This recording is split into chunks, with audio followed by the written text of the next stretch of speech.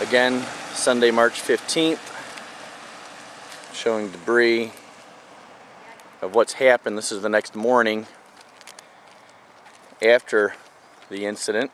This is Maggie's house, our people next door. Just showing an idea of how much debris came from the explosion of the tree.